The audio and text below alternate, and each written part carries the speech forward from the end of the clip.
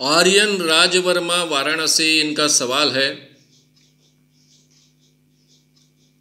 कि उनके पहचान के एक व्यक्ति है,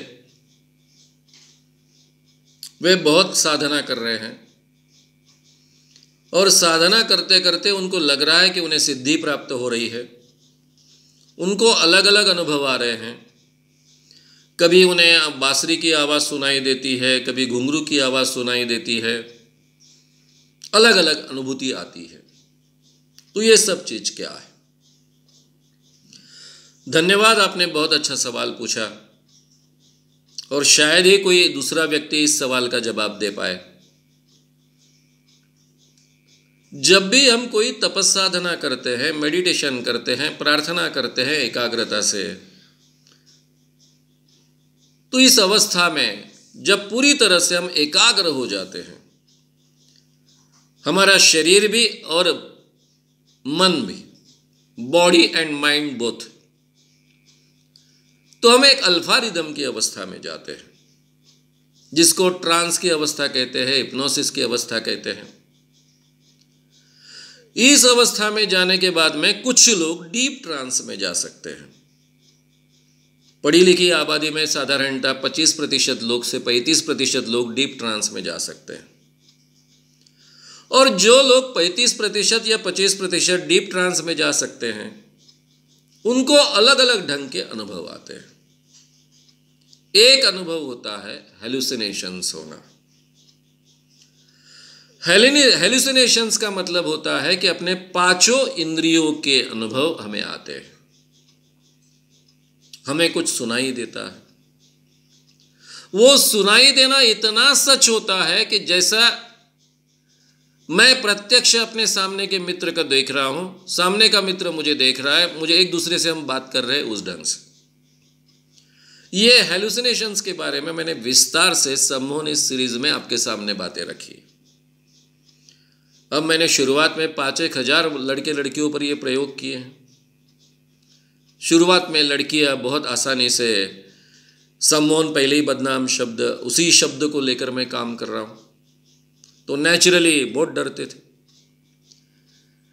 लेकिन यूनिवर्सिटी के एक प्रोग्राम में तब कुमार गौरव की लव स्टोरी बहुत फेमस हो गई थी और कुमार गौरव बहुत लड़कियों में फेमस हीरो था। तो मैंने यूनिवर्सिटी हॉस्टल की लड़कियों को कुमार गौरव को मिला दिया था, यानी कल्पना में। वो ट्रांस में जाने के बाद उनके सामने कुमार गौरव है, तुमसे हाथ मिला रहा है, तुम उनसे बात कर रही हो, ये बात कही थी। और ये कुमार गौरव के आकर्षण से कई लड़कियों के ग्रुप्स आए। अब मैं उनको कहता था कि आप कुमार गौरव से बात कर रही हो। बाद में उनके अनुभव पूछ रहा था, वो क्या क्या अनुभव सुनाती थी। कुमार गौरव ने ऐसा ऐसा कहा, क्या उसकी मधुर आवाज़ थी, उसने ऐसा ऐसा कहा, उसके साथ में शेक हैंड किया, अभी भी उसका स्पर्श महसूस हो रहा है, उसके शरीर की ऐसी ऐसी सुगंध आ रही थी, उसने ये सेंट अपने शरीर पर डाला था, वगैरह वगैरह वगैरह। यानी पांचों इंद्रियों के अनुभव आते हैं। आवाज़ भी सुनाई देती है, आंखों से दिखता भी है, सामने तो लड़की होती है, इसके बावजूद वो वहाँ है ही नहीं, इसके बावजूद। यानी आंखों का, कानों का, नाक का यानी सेंट, स्पर्श का। और कई लड़कियों को कुमार गौरव ने केक भी खिलाई थी, क्योंकि मैंने एक वाक्य जोड़ दिया था, तुम्हारा बर्थडे और तुम्हारे बर्थडे में कुमार गौरव आए। डिलिबरेटली जोड़ा था ताकि उनको महसूस हो कि वो केक की भी टेस्ट उनको महसूस हुई। और सब लड़कियां एक जगह पर खड़ी है, एक दूसरे के हाथ में हाथ डालकर बात कर रही है। अब ये हेलुसिनेशंस होते हैं। ये हेलुसिनेशंस आध्यात्मिक जिसको कहा जाता है, ट्रांस और हिप्नोसिस में साइंटिफिकली कोई फर्क नहीं है, उस अवस्था में होते हैं। अब अगर किसी व्यक्ति की मान्यता है कि मैं ये तपस्साधना करने के बाद, ये मेडिटेशन करने के बाद, ये प्रार्थना करने के बाद, इस ढंग के उपवास करने के बाद मुझे सिद्धि प्राप्त होगी, और सिद्धि प्राप्त होने के बाद मुझे घंटी की आवाज़ सुनाई देगी, घुंघरू की आवाज़ सुनाई देगी, या अमुक होगा तमुक होगा, उसके मान्यता के अनुसार उसको हेलुसिनेशंस होते हैं। हेलुसिनेशंस को हम भ्रम नहीं कह सकते हैं। वे इतने जीवंत होते हैं कि उसको भ्रम कहना कठिन होता है। मैं जब भी इन लड़के लड़कियों से, पहले तो मैंने 5000 लोगों पर जब प्रयोग किए तो उनमें से कम 1000 लोगों तक मैं उनसे अनुभव पूछता रहा, रिकॉर्ड करता रहा, क्योंकि मुझे खुद को तो अनुभव लेना नहीं आता है।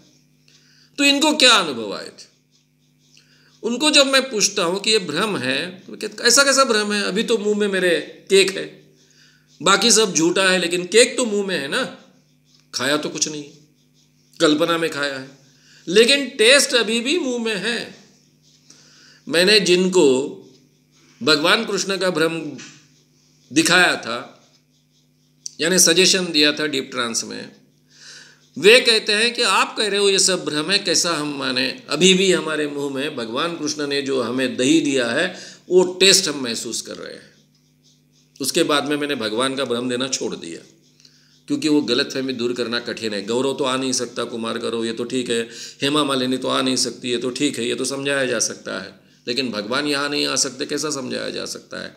इसलिए उसके बाद में, गोवा के बाद में, मैंने कभी भगवान का भ्रम किसी को नहीं दिया। तो ये हेलुसिनेशंस को भ्रम कहना भी बहुत कठिन होता है। इसलिए आपके मित्र अगर डीप ट्रांस के सब्जेक्ट है, वो सही में डीप ट्रांस में जाने की क्षमता रखते हैं, तो डीप ट्रांस में जाने के बाद में उनकी मान्यता के अनुसार उनको ये हेलुसिनेशंस हो सकते हैं। तो ये घुंघरू की आवाज़ सुनना या फिर बांसुरी की आवाज़ सुनना, ये उनकी अपेक्षा के अनुसार घटने वाले भ्रम हैं। इसको भ्रम कहना है, हेलुसिनेशंस कहना है, बुद्धि भ्रम कहना है, क्या कहना है, यानी हेलुसिनेशंस का भाषांतर क्या करना है, वो आपके और मेरे हाथ में है। साइंटिफिक शब्द है हेलुसिनेशंस।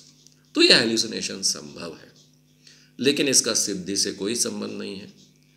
इससे ना ही उनमें कोई आध्यात्मिक शक्ति निर्माण होती है, ना ही कोई पावर उनमें आती है, ना ही किसी का भला करने की पावर उनमें आती है, क्योंकि सिद्धि का मतलब होता है चमत्कार करने का सामर्थ्य प्राप्त होना, भूत भविष्य वर्तमान अपने आप जानना और लोगों की बीमारियां ठीक करने का सामर्थ्य प्राप्त होना। ये तो सिद्धि किसी को प्राप्त नहीं होती। आध्यात्मिक क्षेत्र में हजारों सालों से लोग अपने आप को ठगते आए, क्योंकि तब हमें मालूम नहीं था कि हेलुसिनेशंस होते हैं। इन चीज़ों को हम सही 100% सत्य आध्यात्मिक अनुभव मानते आए हैं। सभी धर्मों ने अनुभवों को बहुत महत्व दिया है, और इसलिए धार्मिक लोग सम्मोहन को एकदम से सिरे से नकारते हैं। उसके पीछे का कारण यह है कि सम्मोहन के अभ्यास के जरिए हमको पता चलता है कि ये तो सब भ्रम है, ये तो हेलुसिनेशंस है, ये तो सच्चाई है नहीं है। इसलिए सच को जानने के लिए आज के युग में सब्जेक्टिव एक्सपीरियंसेस और ऑब्जेक्टिव एक्सपीरियंसेस ऐसा भेद किया जाता है। जो अनुभव मेरे अस्तित्व के बगैर अस्तित्व में नहीं है, उनको सब्जेक्टिव अनुभव कहते हैं, और जिन अनुभवों को मेरे अस्तित्व के बगैर भी अस्तित्व है, उनको ऑब्जेक्टिव अनुभव कहते हैं। जैसे मैं अभी सामने मोबाइल की तरफ देख रहा हूं, उसके कैमरा की तरफ बात कर रहा हूं। अब ये कैमरा सच है या झूठ है? मैंने आंखें बंद कर ली, कुछ भी कर लिया, तो भी कैमरा यहीं पर है, मोबाइल यहीं पर है, तो ये ऑब्जेक्टिव अनुभव हो गया। अगर मैं हट जाता हूं और यहां पर मोबाइल अस्तित्व में ही नहीं होता है, तो ये मेरा सब्जेक्टिव अनुभव हो गया। तो ये भेद किया जाता है, और ऑब्जेक्टिव अनुभव को ही सत्य माना जाता है। सब्जेक्टिव अनुभव को आज के युग में इसीलिए नकारा जाता है। तो थोड़ा सा विस्तार में मैंने आपके सवाल का जवाब दिया, क्योंकि इस सवाल का जवाब बहुत कम व्यक्ति दे सकते हैं, और शायद जो सवाल का जवाब आप सुन रहे हो वो आपको पटे ना पटे, लेकिन 100% सही ये जवाब है। इतना ही मैं यहाँ पर आपको कहूँगा।